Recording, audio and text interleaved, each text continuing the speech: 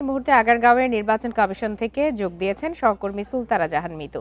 মিতু, দুপুর পর্যন্ত 7 জন প্রার্থী তাদের প্রার্থিতা প্রত্যাহার করেছেন, এই খবর আমরা জেনেছি।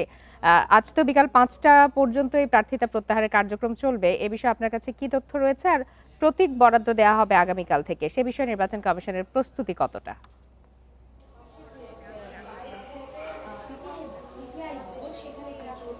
দেখুন, প্রার্থিতা প্রত্যাহারের বিষয়ে ঢাকার যে আসনগুলো সেগুলোর তথ্য আমার কাছে আছে। এছাড়া সারা দেশের যে আসনগুলো সেগুলোতেও এই কার্যক্রম চলছে আমরা যেটি জেনেছি। তবে সমন্বিতভাবে এই 298টি আসন 298টি আসন এই কারণে বলছি, কেননা আপনি জানেন পাবনা 1 ও 2 আসনে আদালতের নির্দেশনার কারণে নতুন করে তফসিল ঘোষণা করেছে নির্বাচন কমিশন। সেখানে প্রার্থিতা প্রত্যাহারের শেষ দিন 26 জানুয়ারি। এছাড়া এই যে 298টি আসনে প্রার্থিতা প্রত্যাহার করার পরে সর্বমোট চূড়ান্ত প্রার্থীর সংখ্যা কত হলো সেটি নির্বাচন কমিশন বিকেল 5টার পরে একটি সময়ে তারা জানিয়ে দিবে। কিছুক্ষণ আগে নির্বাচন কমিশন সচিব ব্রিফিং করেছেন, তার কাছেও জানতে চাওয়া হয়েছিল কখন জানানো হবে চূড়ান্তভাবে প্রার্থীর সংখ্যা।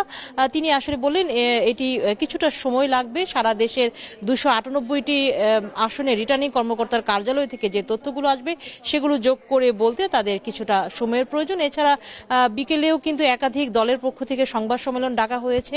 দলগুলো কিন্তু নিজ উদ্যোগে তাদের প্রার্থীর সংখ্যা জানিয়ে দিবে প্রত্যাহারের পরে তাদের চূড়ান্ত প্রার্থীর সংখ্যা মাঠে কত থাকছে।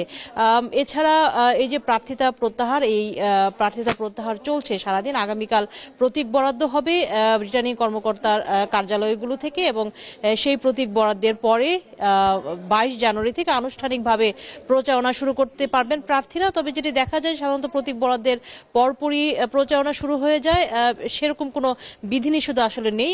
আগামীকাল থেকেই চাইলে যারা প্রতীক পেয়ে যাবেন তারা তাদের নির্বাচনী কার্যক্রম শুরু করতে পারবেন।